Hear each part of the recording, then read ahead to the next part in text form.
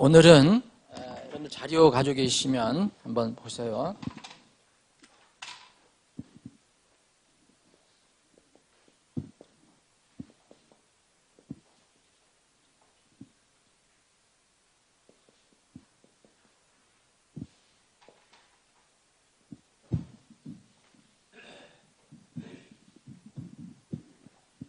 가룟 유다의 죽음에 관해서 한번 살펴보겠습니다.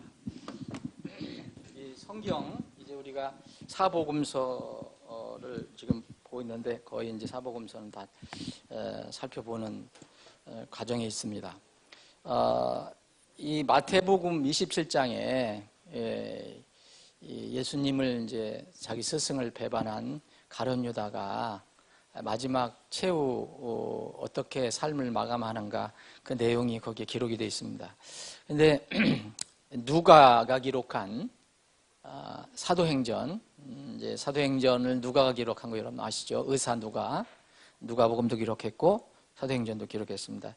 이 누가가 기록한 사도행전에는 조금 이렇게 다른 그 방향으로 기록이 되어 있습니다. 그래서 이걸 살펴보겠습니다. 마태복음 27장 5절로 7절에 보면 유다가 그 은들을 성전에 내던지고 떠나가서 스스로 목을 매니라. 그래서 여기 그 마태복음 마태는 이 유다가 이 자살한 것으로 기록을 하고 있습니다. 자살한 것으로. 수제사장들이 그 은들을 거두며 이르되 그것은 핏값이므로 그것들을 성전 보고에 넣어두는 것은 율법에 어긋난다 하고 의논한 뒤에 나그네들을 묻기 위해 그것들로 토기장에 밭을 샀으니 이렇게 되어 있습니다. 근데 사도행전에는 어떻게 되어 있느냐면 이제 이 사람이 불법의 대가로 밭을 산 뒤 거꾸로 떨어져 한가운데가 터졌고 그의 모든 창자가 흘러나오며 그 일을 예루살렘에 거하는 모든 사람이 알게 되어 그 밭을 자기들 고유의 말로 아겔데마라 하니 아겔데마는 뭐 핏값이라 이런 핏값의 밭이라 이런 말씀인데, 자 그럼 여러분들 이거 한번 그 생각을 해보세요. 마태복음에는 유다가 어떻게 죽었죠? 이게 목을 매서 죽었습니다. 지금 요새 같으면 자살한 거죠. 자살했는데 수제사장들이 그 돈을 자살하기 전에 제사장들에게 찾아가서 돈을 집어던지고 자기는 돌아가서 이제 목을 맸습니다. 자기 스승을 배반했다는 것에 대해서 너무 큰 그 어려움이 마음에 이렇게 고통이 있었던 것 같아요. 그런데 이 사도행전에는 조금 다르게 기록이 되어 있죠. 이 사람이 불법의 대가로 밭을 샀다 그랬습니다. 그러니까 이 사람이라는 것은 유다를 말합니다. 유다. 그리고 거꾸로 떨어져서 한가운데 터져서 죽었다 이렇게 되어 있습니다. 그래서 유다의 죽음에 관해서 성경은 서로 이렇게 모순되게 기록하고 있다라고 주장하는 사람이 있습니다. 한 군데에서는 목매에 자살했다 그랬고 한 군데는 이렇게 배가 파열해 갖고 죽었다. 또 하나의 그 상이점은 그 마태복음에는 수제사장들이 돈을 거두어서 이게 밭을 삽니다. 그래서 그것을 이제 토기장이 밭을 샀다 그랬는데, 이 사도행전에는 이 유다가 밭을 산 것으로 이렇게 기록이 되어 있습니다. 그러죠? 누가 산 거냐, 이게 성경 기록 둘 중에 하나 틀린 거 아니냐 이렇게 주장하는 사람이었습니다. 근데 우리가 쭉 이제 공부를 해보셔서 알겠지만 이런 점은 이제 우리가 사복음서에서도 서로 복음서끼리 서로 상이한 것처럼 보이는 이런 것들은 잘 살펴보면 이렇게 큰 그림을 그려보면 보완을 하는 거다 이런 것을 살펴봤습니다. 그러니까 이것도 그런 관점에서 보시면 됩니다. 자, 이제 여러분들이 그 그림을 그려보시면 유다가 이제 돈에 욕심 생겨갖고서 스승을 팔잖아요. 제사장들에게 이렇게 밀고를 해갖고 이제 잡아들이게 합니다. 그래서 그 그 대가로 받은 것이 은 30개입니다. 그때 은 30냥. 근데 이 팔고 보니까 자기 스승이 너무 이렇게 고통스럽게 이렇게 죽는 걸 보니까 아마 양심에 가책이 있었는가 봐요. 그래서 돈을 다시 반환하고 이제 목을 매서 죽게 되는데, 이런 그림과 또 사도행전에서 그린 그림, 여기서 있는 그림을 이렇게 한번 연합을 한번 이렇게 연결시켜 보시면 하나의 그림을 그려볼 수가 있습니다. 그래서 이것은 마태복음과 사도행전의 기록이 서로 잘못된 거 아니고 큰 그림의 한 부분이라고 볼 수가 있습니다. 그러니까 두 개를 이렇게 보완해 보면 다 이해할 수 있습니다. 자, 이건 이게 그렇게 또 복잡한 문제가 아니거든요.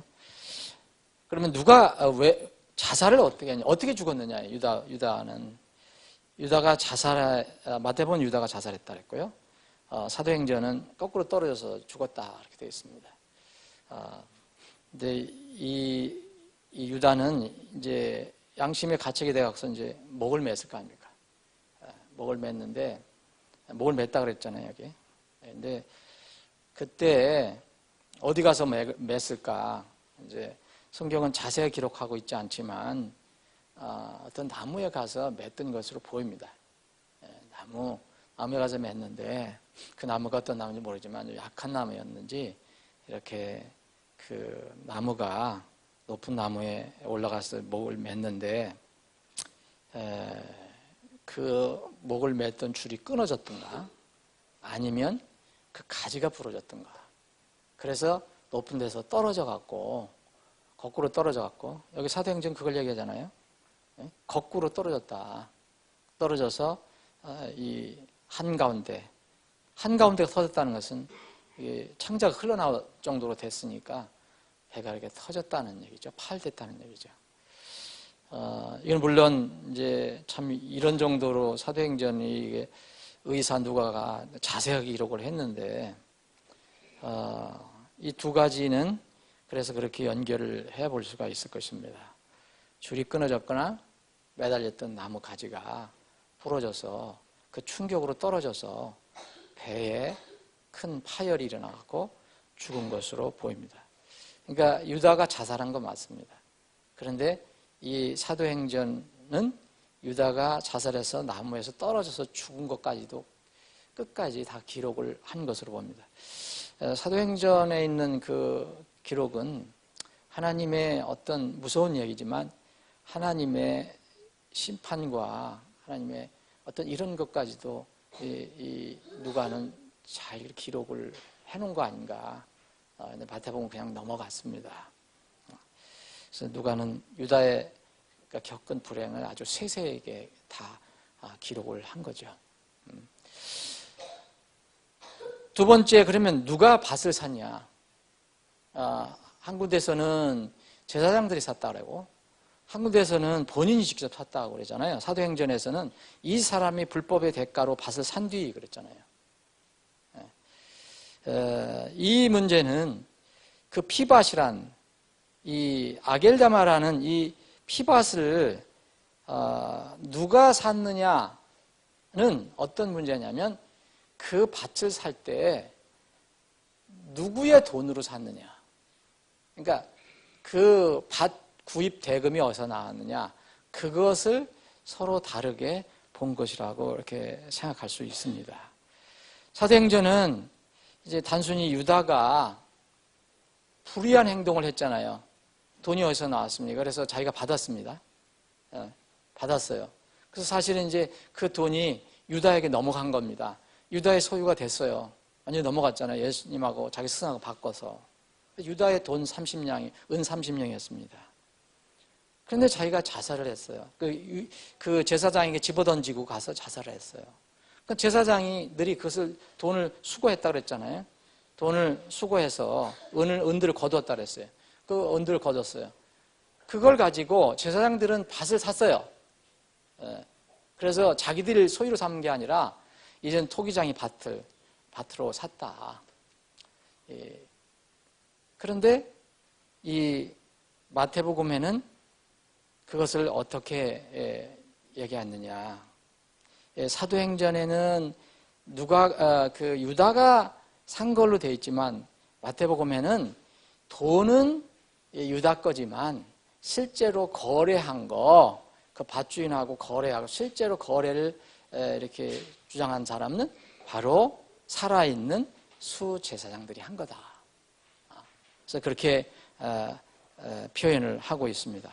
그래서 마태는 그 돈으로 밭을 직접 구입한 사람이 누구냐, 그걸 이야기한 것이고, 사도행전은 그 밭의 대금을 밭의 대금, 그 돈은 누가 소유해 줬느냐. 사실은 엄밀하게 얘기하면 이건 이제 유다 것이잖아요, 유다 거. 그래서 그런 차원으로 이렇게 이 사람이 불법의 대가로 밭을 산 뒤 그랬다 그랬습니다. 그래서 사실 그 대가는 유다가 예수님을 팔아버린 데에서 얻은 은 30냥을 그 대가가 돼서 그 밭을 사게 된 것입니다. 그래서 이 문제는 이렇게 해결할 수 있습니다. 마태가 기록한 것도 문제가 없고요. 이 누가가 기록한 사도행전도 전혀 문제가 없습니다. 이 문제는 그렇게 복잡한 문제가 아니기 때문에 여러분들 이해를 하실 것으로 생각합니다. 근데 이 문제를 그냥 넘어가기는 아쉽습니다. 왜냐하면 이 가룟 유다라는 인물이 성경에서 참 어떤 부정적인 인물이지만 중요한 인물로 부각이 됩니다. 가룟 유다가. 그래서 이 가룟 유다를 왜 성경에서 이렇게 기록을 해 놓으셨을까? 그리고 어떤 면이면 이렇게 어떤 면은 자세하게 기록을 해 놨어요. 그래서 가룟 유다에 관해서 우리가 부정적이지만 이게 교훈을 얻어야 됩니다. 그래서 저는 그 가룟 유다를 좀 몇 가지 한번 살펴보기를 원합니다. 가룟 유다를 이렇게 생각해 볼 때마다, 공부할 때마다 참 신비한 인물이다. 참 이 신비한 게 참 너무 많습니다, 세상에. 우리가 이해하지 못하는 거, 우리 머리로 다 이렇게 파악 못하는 게 너무 많은데, 인물로 말한다면 그 중에 하나가 그 가룟 유다예요. 예수님께서 가룟 유다를 12제자로 택하시고 일꾼으로 삼으신 것도 참 신비해요. 지난번엔가 언제 말씀을 드렸는지 모르지만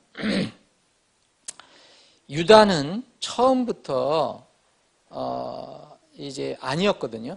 아니었다면 뭐냐? 예수님의 실제 제자가 아니었죠. 그러니까 처음에 이렇게 하다가 나중에 타락한 게 아니고, 우리는 몰랐지만 예수님은 처음부터 그 정체를 아셨어요. 근데 그 유다를 당신의 12제자 중에 하나로 삼으셨어요. 그게 참 신비한 건데,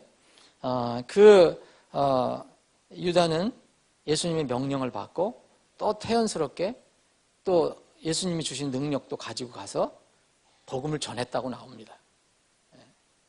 실제 가서 복음을 12제자한테 복음을 전했습니다. 그런데 우리는 모르고 제자들도 몰랐고 그때 당시에 주위에 있는 사람들도 아무도 몰랐지만 그 성령께서 이 성경을 읽는 사람들에게 이렇게 그 사람의 정체를 미리 이렇게 밝혀줍니다. 그리고 요한복음을 지금 수요일 날 공부를 하고 있는데, 요한복음 읽어보면 거기서 성령 하나님께서 유다에 관해서 이렇게 중간 입장에서 설명해 놓으신 게 있습니다. 유다는 뭐랬어요? 요한복음 12장에 보면 처음서부터 도둑이었다, 가짜였다라고 얘기합니다. 근데 제자들은 모르는 겁니다. 예수님만 알고, 우리는 이제 성경을 읽으니까 다행히 알지만 그때 아무도 몰랐어요. 예수님이 유다가 예수님이 제자라는 것만 알고 있었죠. 다시 말씀드리면 그는 이렇게 처음에 생명을 얻은 제자였다가 나중에 타락해서 이제 그런 사람이 아니고 처음부터 거듭난 적이 없었던 가짜였다는 겁니다. 가짜. 그런데 한 사람의 영적인 이 정체는 지금 잘 안 나타납니다. 우리는 잘 몰라요. 언제 나타납니까? 한 사람의 생명의 호흡이 끝날 때 나타납니다. 아니면 주님께서 오실 때. 이때 정확히 나타나요. 그때는 뭐 모호한 게 없죠. 이거 아니면 저거예요. 근데 지금은 우리가 다 모릅니다. 왜냐하면 사람 속을 들여다볼 수 있는 그런 재주를 가지고 있는 사람이 없어요. 아무도 없어요. 투시한다는 사람들 다 가짜로 보시면 돼요. 다 가짜라고 보시면 됩니다. 제자들도 말씀드렸지만 이 예수님께서 이제 그 겟세마네 동산에서 예수님을 잡으러 거기 로마 병정들이 몽둥이와 칼가죽을 가지고 나왔는데 거기에 딱 보니까 가룟 유다가 껴 있는 거예요. 중간에. 그랬을 때 알았겠죠. 저 친구 이상한 친구다. 그때야 알았겠지만 그 전까지는 아무도 몰랐어요. 근데 이 가룟 유다는 이제 어쨌든 간에 이 자기 스승을 팔아버리고 양심의 가책을 받아서 그 돈 은 30냥을 제사장들에게 다시 돌려주고 자살을 하게 됩니다. 여러분들 이 가룟 유다의 신비한 문제에 관해서 가룟 유다에 얽혀져 있는 여러 가지 문제 중에서 오늘은 세 가지만 보겠는데요.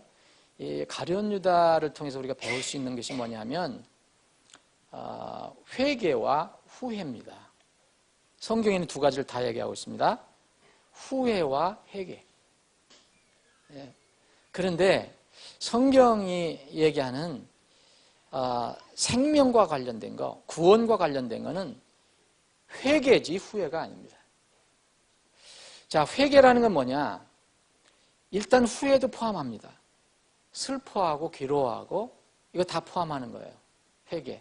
그런데 회개는 마지막 문제를 달리 해결합니다. 후회는 인간적으로 슬퍼하고 참회하고 후회하지만 해결 방법이 마지막에 틀려요. 그래서 우리가 가룟 유다를 통해서 성경적인 교리라고도 할 수 있는 거, 절대 후회와 회개를 구분할 수 있어야 된다. 자, 그는 분명히 참회했습니다. 참회했기 때문에, 정말 후회했기 때문에 자기가 목을 맸죠. 이게 가짜가 아니잖아요. 그거 후회한 건 사실이잖아요. 그런데 성경적인 회개는 이걸 회개라고 하지 않아요. 후회와 회개는 만약 차이를 비교하면 우리가 보면 거의 비슷하게 보이지만 영적인 의미로는 하늘과 땅처럼 차이가 납니다. 천국과 지옥에 갈라져요. 후회는 뭡니까? 자신의 상태, 자신의 언행, 자신의 행동에 대해서 후회하는 겁니다. 잘못됐다는 것을 생각하는 겁니다. 그런데 회개는 그것으로 끝나는 거예요. 후회는. 그런데 회개는 어떻습니까? 자신의 행동과 상태를 뉘우쳐요. 분명히 뉘우칩니다. 그런데 그 뉘우치고 나서 그 근본적인 문제를 해결하려고 누구에게 돌아가는 겁니까? 하나님께 돌아가는 겁니다. 이게 회개입니다. 후회는 후회하고 슬퍼하고 아쉬워하고 잘못했다고 얘기하지만 하나님께 돌아가 해결받지 않습니다. 지금 이 세상에 후회하는 사람들은 많습니다. 그런데 회개하는 사람들은 적습니다. 성경적인 회개는 이겁니다. 믿는 것과 회개하는 거 다 똑같은 거예요. 누가 믿었다 그러면 정말 회개하는 거예요. 뭐냐면 믿었다는 것은 예수 그리스도를 믿는 거로 주로 얘기합니다. 하나님도 믿는다 그러지만 그런데 그 회개하는 줄을 뭐라 합니까? 믿음은 마음으로 믿는다 많이 얘기하지만 회개는 사실 어떤 행동적인 차원을 얘기해요. 돌아서는 걸 얘기합니다. 자기가 이렇게 가던 길을 완전히 돌아서는 거예요. 내가 가는 길이 잘못됐구나. 그래서 다시 돌아서 가는 걸. 근데 누구에게 가느냐? 거기 돌아서 가는 것이 바로 하나님입니다. 하나님.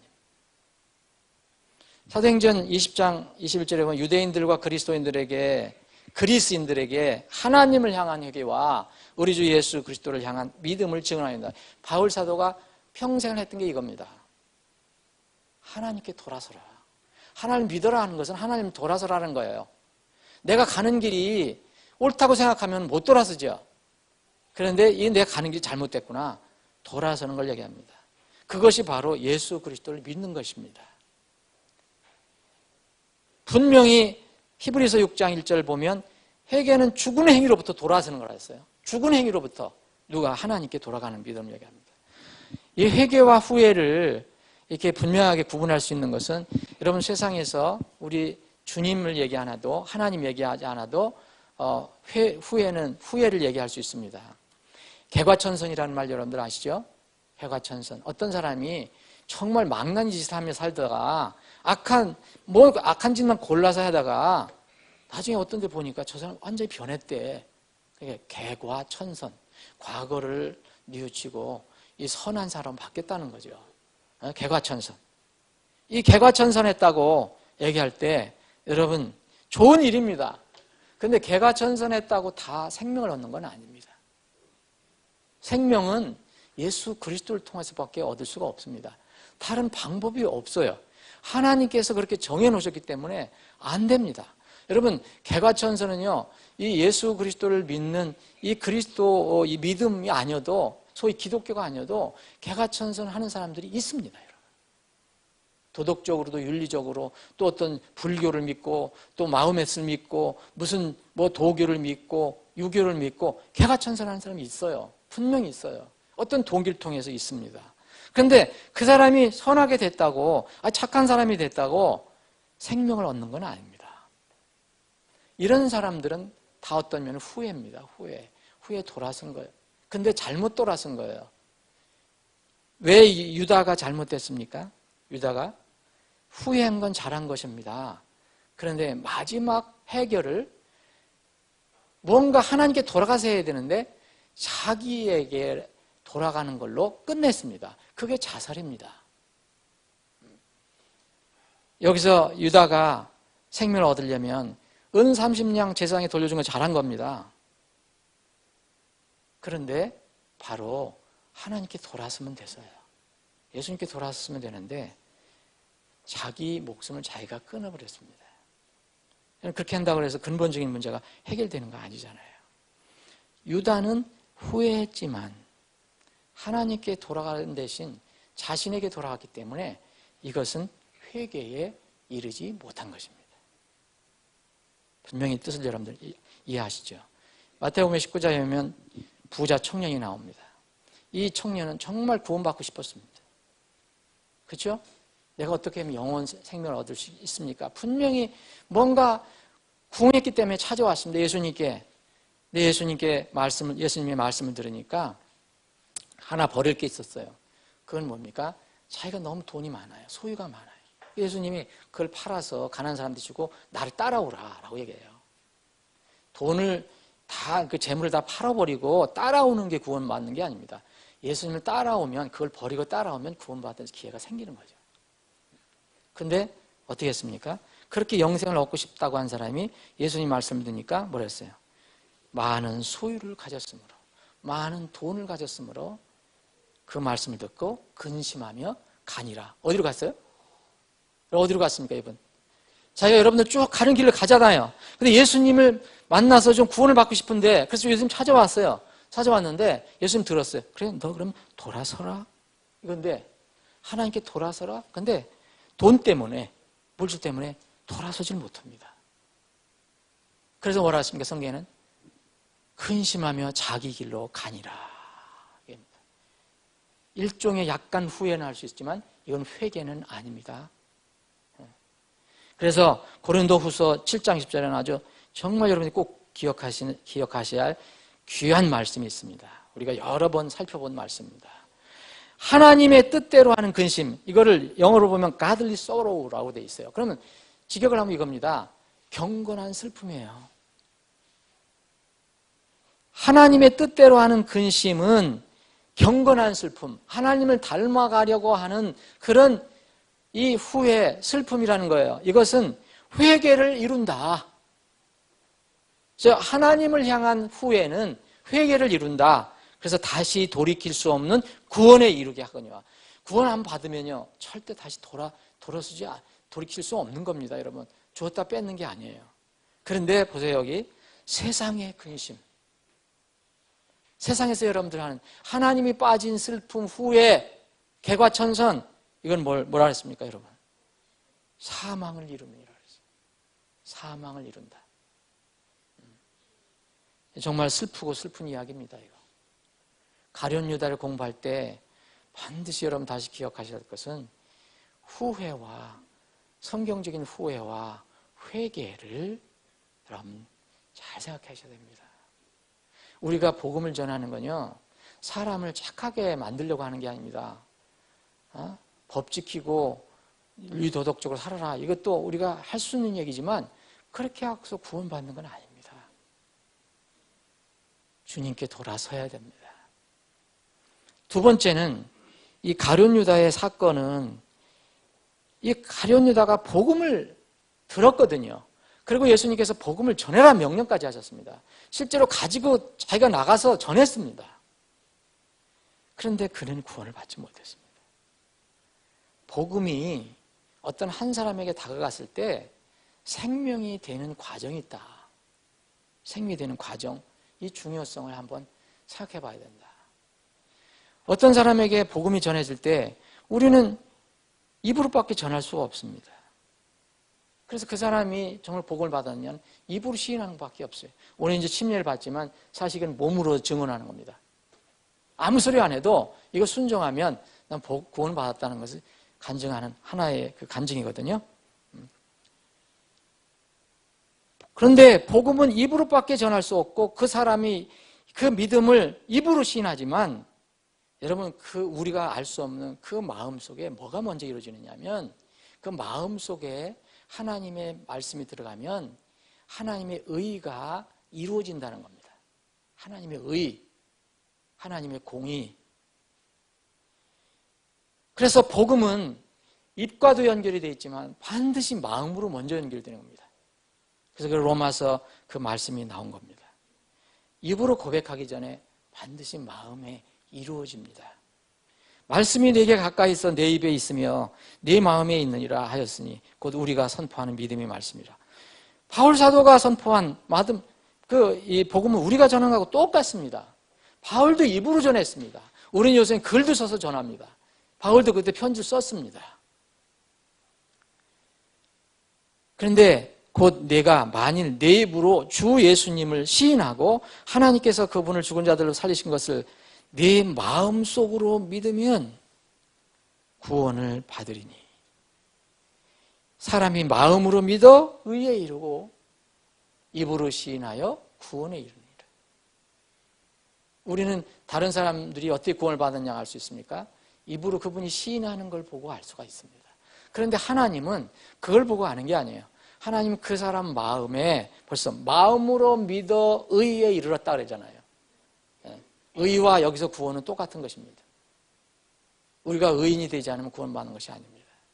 구원받은 사람은 하나님께서 보실 때 의인으로 칭함을 받습니다.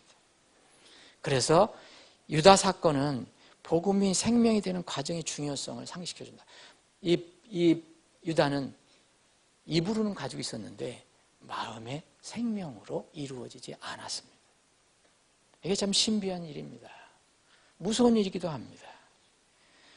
세 번째, 마지막으로 가룟 유다 사건은 잘 아시는 것처럼 많은 분들이 이제 설교하거나 공부할 때 이 부분을 많이 얘기하죠. 이것도 중요합니다. 인생에서 재물의 의미와 또 돈을 사랑하는 것이 얼마나 무서운 것인가, 얼마나 치명적인 결과를 가져오는가, 유다를 공부하면은 정말 우리가 알 수가 있습니다. 유다는 자기 주위에 가까이에 예수님을 모시고 있습니다.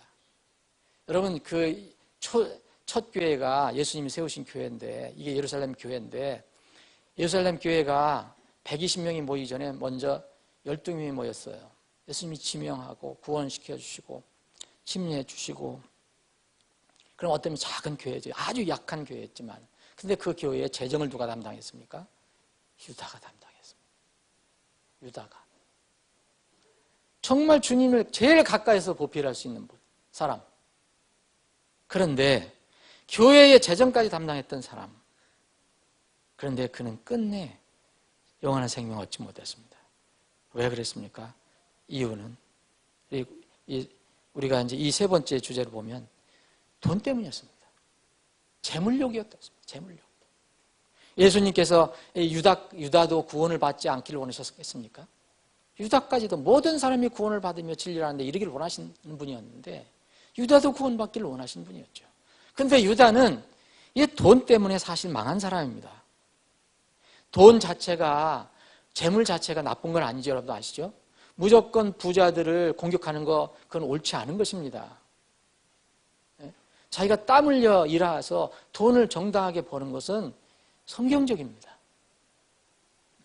돈 자체가 나쁜 게 아닙니다. 오히려 성경은 게으른 사람들을 탓합니다.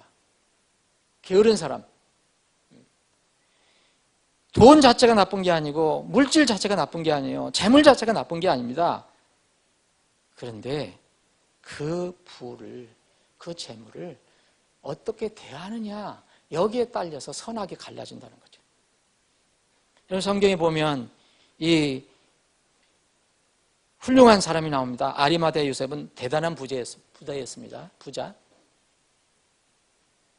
니고데모도 대단한 부자였어요. 그리고 초세기 교회에 나왔던 그 바나바와 같은 사람은 정말 땅 부자였어요. 부동산 재벌이었어요. 근데 그들은 그 재물 많이 있었는데 그 재물의 노예가 되지 않았어요. 그것을 선하게 사용했습니다. 그래서 성경은 돈이 나쁘다 얘기하지 않습니다. 돈을 사랑함이 모든 악의 뿌리라고 얘기합니다. 돈을 사랑하는 마음의 태도, 그게 나쁜 것입니다.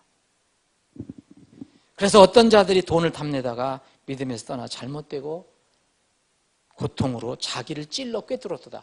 이 말씀은요, 디모데전서 6장 10절은 가룟 유다에게 제일 정확하게 적용되는 말씀입니다. 자기 자신을 찔렀습니다. 이 재물에, 돈에 한번 이제 그 욕심에 빠지기 시작하면요, 참 빠져나오기 힘듭니다. 그래서 성경은 뭐라냐? 구원받은 하나님의 백성은 하나님께 주시는 것을 감사하며 자족하며 살아라 얘기합니다. 절대 남의 것 욕심 부리지 말라. 자족하며 살아라. 그게 디모데전서 있는 말씀 아닙니까? 그리고 부유한 자들이라고 생각하는 사람들에게는 절대 그 재물에 의지하지 말고 겸손하게 그 재물을 주신 주인이 누군가, 그 재물의 원천이 누군가, 그분을 공경하라라고 얘기합니다. 우리가 영적이든 물질적이든 이 땅에서 누리는 것은 여러분 다 누구에게 옵니까? 여러분 자신에게 오는 게 아닙니다. 다 하늘 하나님으로부터 온다고 야고보서는 기록하고 있습니다.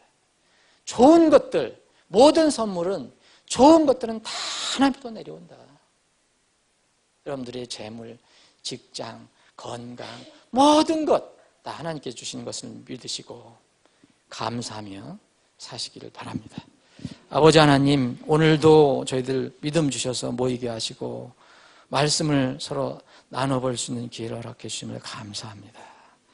겸허하게, 겸손하게 주님께서 주신 것을 참으로 자족하면서 그것을 선하게 하나님 영광을 해서 쓰면서 이 세상을 살게 하여 주옵소서.